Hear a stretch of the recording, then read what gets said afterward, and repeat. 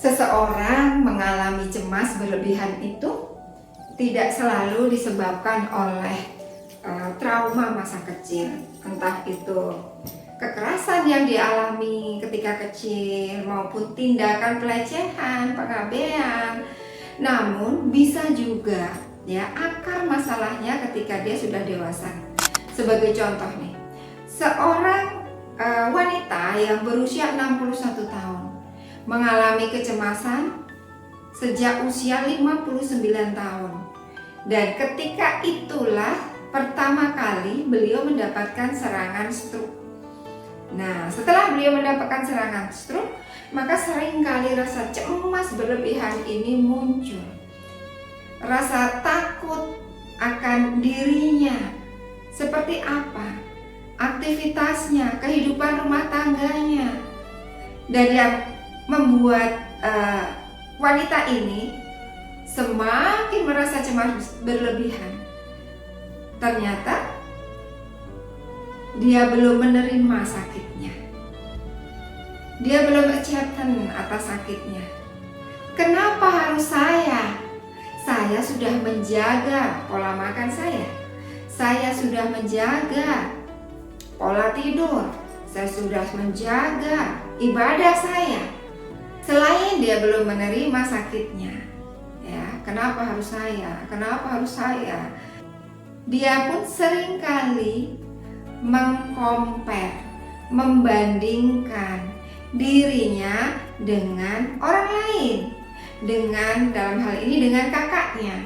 Kakaknya pun mengalami stroke, namun bisa pulih, kembali beraktivitas, ya, bisa jalan dengan normal, bicara dengan normal. Selalu dia membandingkan hal itu.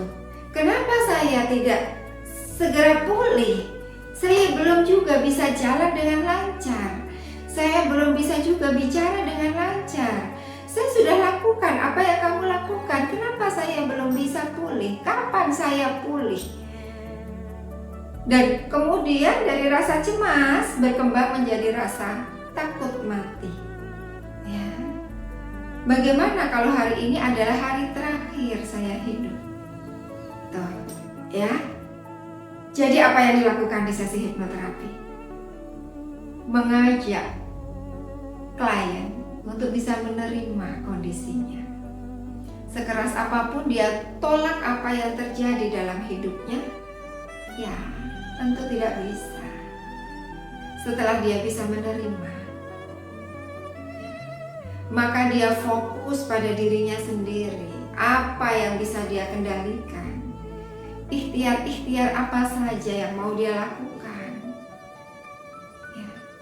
Kemudian menyerahkan hasil dari ikhtiarnya itu pada Allah, pada Tuhan, bahwa setiap manusia hanya punya kendali untuk berikhtiar, namun tidak punya kendali untuk menentukan hasil. Sehingga dia tidak terus mengcompare, membandingkan kondisinya dengan kondisi orang lain. Ketika dia sudah mampu untuk masuk ke kondisi itu, insya Allah proses pulih akan lebih mudah. Dia akan lebih rileks untuk menghadapi apa yang terjadi pada dirinya. Semoga semakin sehat ya Bu. Salam sehat, salam bahagia, saya Dewi Rohman.